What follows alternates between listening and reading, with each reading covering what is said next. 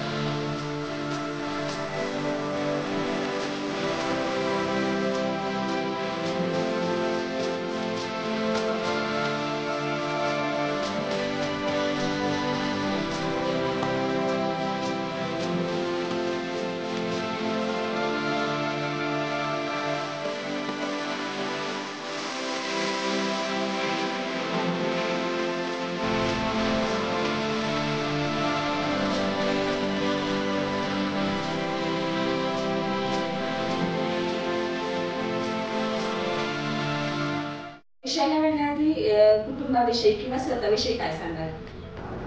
Madam, मी मूळची मुंबईची। माझं आजोळ आहे ते कोल्हापूर आणि मला दिलंही कोल्हापूरमध्ये। आणि आम्ही 2000 साली मोरवाडीमध्ये राहायला आलो। आणि ह्या सर्व ह्याच्यात तसं मला कुटुंबियांचं सांगायचं म्हटलं तर माझ्या माहेरपेक्षा माझं सासर माझं माहेरच आहे। आणि खरंच मला माझे सासू सासरे दीर किंवा माझी ॲक्च्युली जॉईंट फॅमिली आहे आणि त्यांनी मला कधीच आईवडिलांची कमतरता भासून दिली नाही। माझे मिस्टर तेही माझ्याबरोबर अगदी माझ्या पाठीशी उभे आहेत। म्हणजे त्यांच्या सपोर्टनी मी खूप काय करू शकले, आज पार्लर घालू शकले आणि आज मी इथे आहे मोरेवाडी ग्रामपंचायत सदस्य. तर त्यांचा सपोर्ट, माझ्या घरच्यांचा सपोर्ट, माझ्या दिरांचा सपोर्ट, अशा सगळ्यांच्या सपोर्टमुळे मी इथवर आले आहे. तर मॅडम बचत गट तर तुम्ही चालवतात, तर किती वर्ष झालं बचत गट चालवतात आणि याची आवड निर्माण कशी झाली तुम्हाला? आम्ही बचत गट नाही म्हटलं तर 2011 ते 12च्या दरम्यान सुरू केले आणि गेले 12 ते 14 वर्ष झाली आमच्या बचत गट आणि भिशी चालू करून. तर याची आवड कशी निर्माण झाली तुम्हाला? ॲक्च्युली मॅडम मी ब्युटिशियन आहे आणि माझ्या पार्लरमध्ये अशा बऱ्याच महिला येतात की त्यांचे प्रॉब्लेम्स आहेत, त्यांना घरातून बाहेर पडता येत नाही किंवा त्यांच्याकडे कलागुण आहे त्यांच्याकडे, पण ते त्यांना हे करतायत त्याच्यासाठी व्यासपीठ नसतं.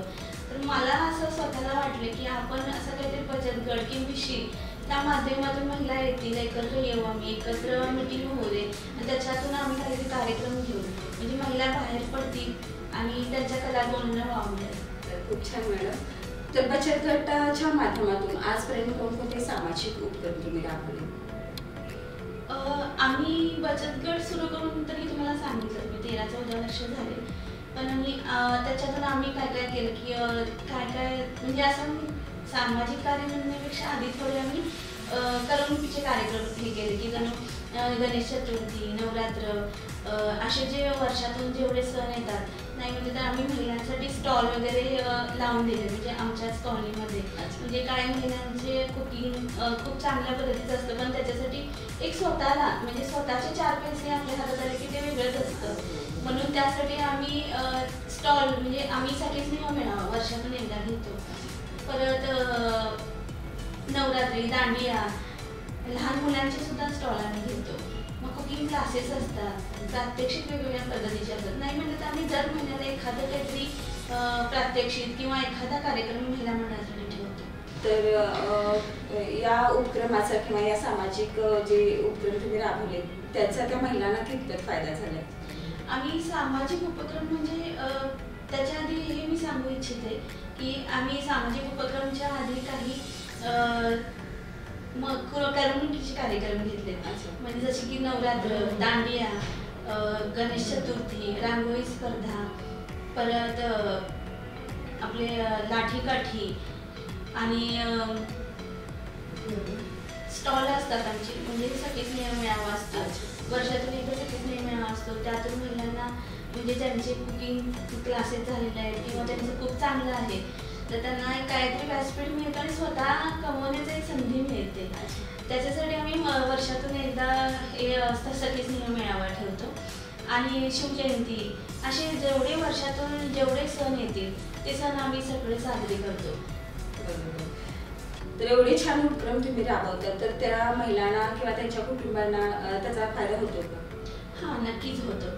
कारण आम्ही जे बचत गट किंवा भिशी सुरू केले त्यामध्ये कसे आम्ही बचत महिलांची बचत आहे ती बचत प्रत्येक महिलेला काम येईल याचा आम्ही काळजी घेतो.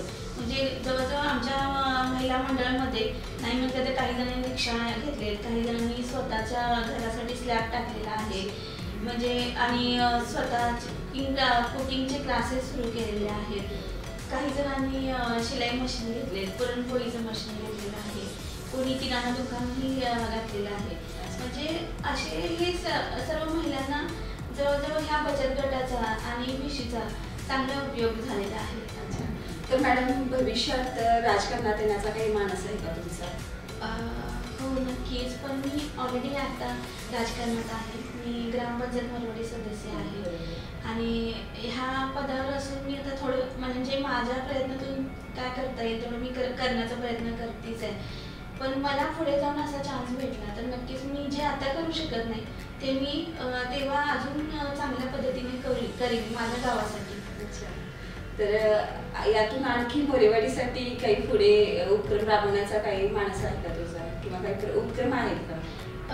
तसं मोरेवाडीसाठी मी तर गेले वर्षच झाले या राजकारणात आहे आणि आत्ताच वर्ष झालं निवडून आले मी. तर माझ्या प्रयत्नातून मी रस्ते, गटरी, कचऱ्याचा प्रश्न किंवा पाण्याचा प्रश्न हे रस्ते गटरी केलेच आहेत. आणि कचऱ्याचा आणि पाण्याचा प्रश्न तर मी नेहमी सोडवण्याचा प्रयत्न करते आणि इथून पुढेही सोडवण्याचा प्रयत्न करेन. नक्कीच माझं गाव सुंदर बनवण्याचा प्रयत्न करेन. अरे वा, खूप छान माणूस आहे. तर तारा न्यूजच्या माध्यमातून महिलांसाठी महिला दिनानिमित्त तुम्ही काय संदेश द्याल? महिलांना संदेश माझा हाच आहे की ज्या महिला आता घराबाहेर पडत नाही आहेत तर त्यांनी घराबाहेर पडावं. अशा काही विषयी बचत गट आहेत, त्यांना ते तिथे जाऊन स्वतःचं किंवा करमणुकीसाठी काही महिन्यासाठी योगा क्लासेस एन्जॉय करावे. म्हणजे अशी काही आहेत की त्यामध्ये जाऊन तुम्ही स्वतःच्या कलागुणांना वाव द्यावा. काही ठिकाणी अशी व्यासपीठ उभा केलेली आहेत जसे की आम्ही आमच्या मोरवाडीत केलेले आहेत. तर प्रत्येक गावातून मला असं वाटते प्रत्येक महिलांनी स्वतःच्या कलागुणांना वाव मिळावा ह्याचा प्रयत्न नक्की करावा. तर खूप छान मॅडम, तुम्ही महिलांना खूप छान संदेश दिलाय.